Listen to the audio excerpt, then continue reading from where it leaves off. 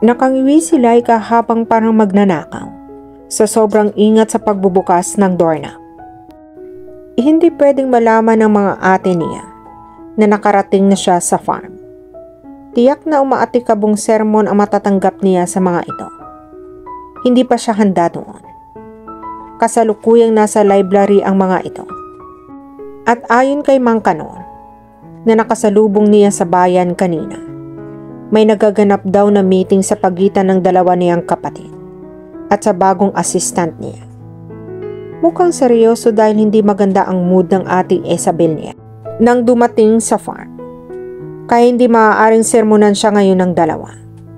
Sa kanya mabubunton ang init ng ulo ng mga ito. Maingat niyang isinara ang pinto. Naipikit pa niyang isang mata nang magkatunog iyon ng bahagya. Pagkatapos ay nagmamadali at nagpatingkayad na tinungo niya ang hagdanan. Akmang aakyat na siya ng hagdanan nang may mahagip siya ng tingin sa loob ng kusina. Isang estranghero. Kasalukuyan itong nagbubukas ng ref. Agad siyang nagtago sa likod ng dingding. Dahan-dahan siyang nagpadausdos para masilip ang loob ng kusina. Mahirap nang sumilip ng nakatayo. Baka makasalubong pa niya ang mukha nito. Mariin niyang itinikom ang bibig at kamao nang makumpirma ang nakita. May intruder sa loob ng bahay nila. Umalsa ang galit sa dibdib niya. Pero paano ito nakapasok doon? Well guarded ang farm nila. Ilang beses na rin may nagtangkang magnakaw ng mga bulaklak noon. At nanloob sa laboratory kaya nag-hire ang mga magulang niya ng maraming security guards na magmamanman sa paligid. At bakit sa daming pwede nitong puntahan sa Helen's ay sa kusina pa ng bahay nila pumunta? Ano ang pakay nito? Bago pa niya masagot ang sariling tanong, ay nakita niya ang paggalaw ng mga paa ng lalaki. Tahimik na tumayo siya, habang nakadikit pa rin sa dingding ang likod niya. Alam niya anumang sandali, ay lalabas mula sa pintong katabi niya ang magnanakaw. At makakatikim ito sa kanya. Inihanda niya ang sarili sa maaaring mangyari. Dinig niya ang dagundong sa kanyang puso. Pero sigurado siyang hindi iyon dahil sa takot o kaba. Dahil iyon sa galit sa taong nanloob sa pamamahay nila. Sa ilang taon niyang pag-aaral ng Aikido at ilang beses na nagamit iyon, parang walang anuman sa kanyang sitwasyon ngayon. Mabilis ang mga sumunod na pangyayari. Hindi pa man nakakalabas ang buong katawan ng lalaki sa pinto, ay hinablot na niya ang pupulsuhan nito. Mariing hinawakan niya ang siko nito at walang pagdadalawang isip ang pagbalibag nito sa harap niya. Dala na rin siguro ng adrenaline rush at galit kaya baliwala sa kanya ang lalaki at tangkad ng estranghero. Gagawin sana niya ang susunod na teknik na alam niya, pero nanlaki ang mga mata niya. Nang hindi nito pakawalan ang kamay niyang nakahawak sa pulso nito. Sa isang iglap, ay nakahawak na rin ito sa pupulsuhan niya. Buong lakas na hinila siya nito. Habang nakahiga pa, at sinipa siya sa tiyan para itulak at itapon. Bumagsak siya sa paanan nito. At nasagi ang paa niya sa barandilya ng hagdanan.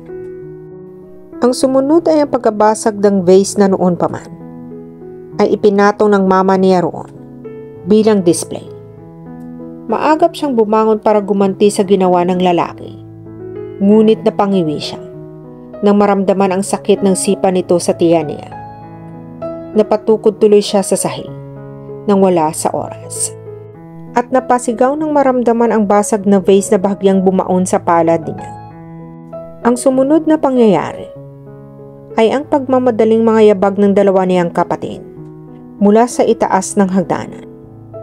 Marahil ay narinig ng mga ito ang ingay. What's happening here? Ang nahihintakutang boses ng ate Isabel niya ang kanyang narinig. Nasa tuktok ito ng hagdanan at nagpalipat-lipat ang tingin sa kanya at sa lalaking naka-enkwentro niya. God, Laika, you're bleeding. Parang pinabad naman sa suka ang mukha ng Ate Reyna niya. Obvious ba?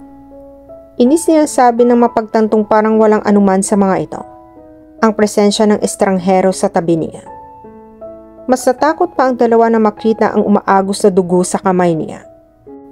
Kaysa nang makita ang mukha ng lalaki. Tiningnan niya ang sugatang kamay. Nakadikit roon ang 1H na bubog ng vase. At obvious din na naging OA siya. Walang magnanakaw. Sinabi na nga na wag na. Hindi ba kayo nakakaintindi? First aid lang ang katapat nito. Pagpipilit ni Laika sa kanyang mga kapatid.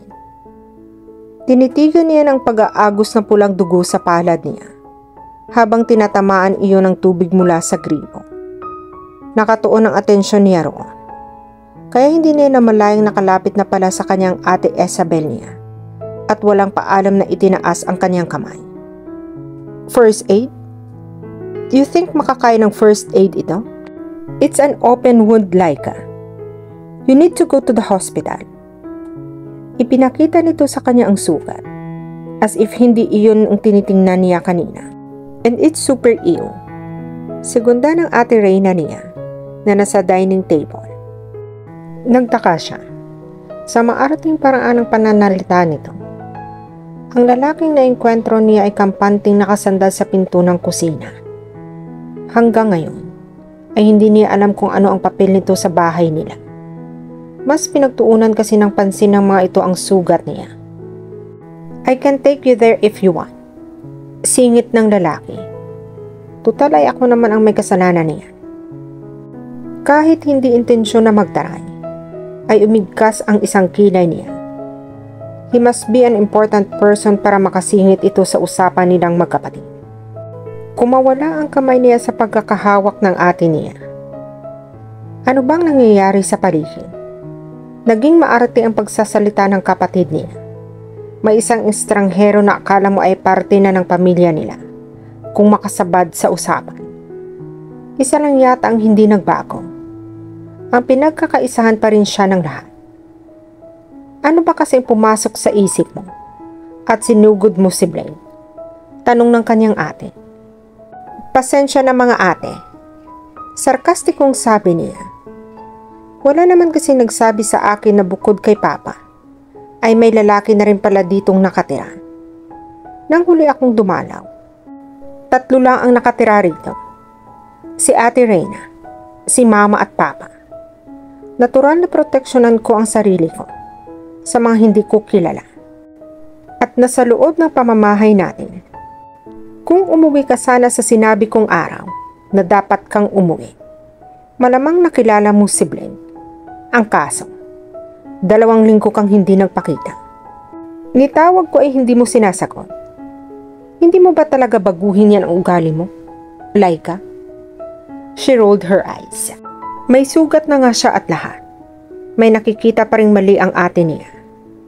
Kasalanan ba niyang unahin niya ang mga estudyante niya?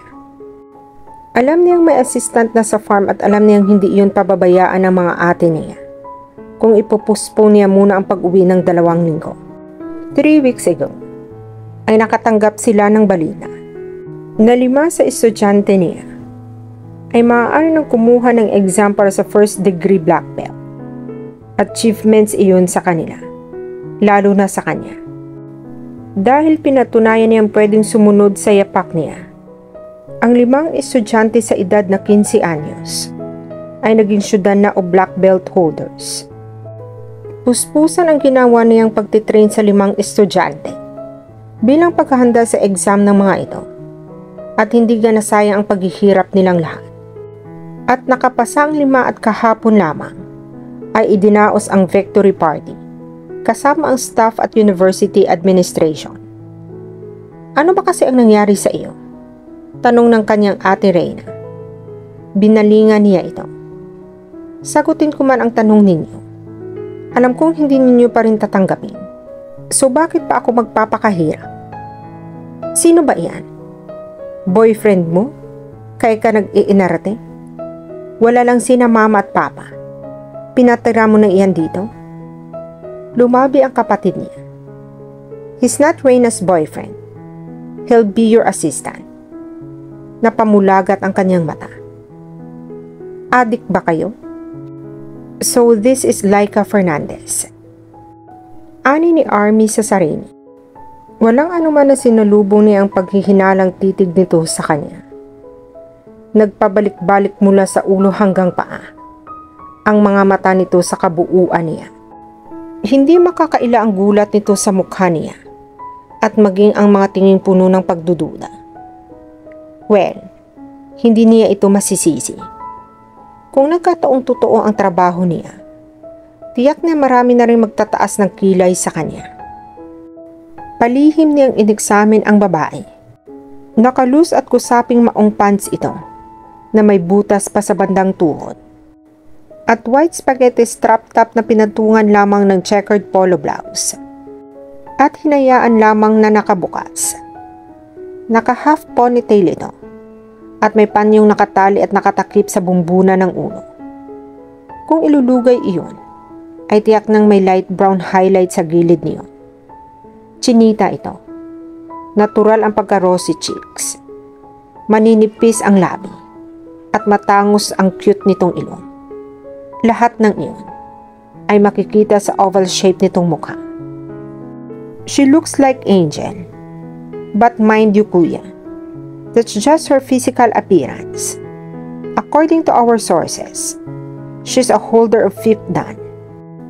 Aikaki, a very respected and highly praised sensei in well-known university in Davao. She got her first dan when she was 15 years old. At sa kanilang tatlong magkakapatid, siya lang ang matunkong pumorma. Some tough girl. Nag-flashback sa isip niya ang sinabi ng kanyang kapatid. Nang araw na ginawa nila ang briefing tungkol sa mga Fernandez, tanda-tanda niya ang mga nangyari sa kanila kanina ng babae. Hanggang ngayon, ay hindi pa rin siya makapaniwala. Mukhang tumuntong lamang yata ito sa 5 feet. Hindi gaya niyang 5'11" ang height. At mukhang in-underestimate niya ang dalaga. Habang nagbi-meeting sila nina Isabel at Reyna kanina, ay nakaramdam siya ng pagtawag ng kalikasan. Nag-excuse siya sandali. At pagkatapos ay dumaan muna sa kusina para uminom ng tubig. Ang sabi ng dalawang babae, hindi nito alam kung kailan babalik si Laika. Kaya nagulat siya nang may humablot sa kanya paglabas niya sa kusina. Pero kahit nagulat, ay mabilis pa na ang reflexes niya. Nakaisip agad siya ng counter-attack. Hindi naman niya akalaing babae pala iyon, dahil wala siyang panahon para alamin pa. Sa laki niyang lalaki, hindi siya makapaniwalang na kaya siya ng ibalibag ni Laika nang walang kahirap-hirap. Huli na para bawiin ang naisip niyang counter-attack. Malakas niyang naisipa palayo ang babae. From Jelens Fernandez to the youngest Fernandez. Sa lahat ng pinakilala sa kanya ng kapatid, kay Laika lang siya mas nagkaroon ng interes. Kung mamalasin siya at mabubuko ang identity niya, makakalaban pa niya ito. Sa uri ng trabaho niya, natural sa kanya ang makaengkwentro ng mga babae na magaling sa martial arts. Pero hindi niya alam kung bakit parang hindi niya matanggap na maaaring dumating sa pagkakataon na sisirain niya ang malaanghel nitong mukha. May isa pang hindi sinabi sa kanya ang kapatid. Sexy pala ito. Napansin niya iyon kahit hindi hapit ang suot nito. This is Blaine. He will be your assistant for 2 months. Pakilala ng kanyang ate na hindi pa rin nakakabawi sa pagkabigla. Sigurado ba kayo sa ginagawa ninyo? Baling ng dalaga sa ate nito. Saka humalukip-kip. Kung magsalita ito, ay parang hindi babae. Straightforward ito masyado. Umigkis ang isang kilay ng kanyang ate Reyna at nagbanta ang mga mata. Di nga, seryoso? Bali walang pangungulit ng babae. He is good, Laika. Tiniyak iyon ni Ate Isabel mismo. Marami na siyang experience in managing a farm. Graduate siya ng agricultural engineering. and he's from Cebu. Teka lang. Pigil ng bunsong kapatid nito. At dito na po nagtatapos ang part 3 ng ating kwento. Sabay-sabay po nating abangan ang susunod na kabanata. Be good, be safe, and God bless po everyone.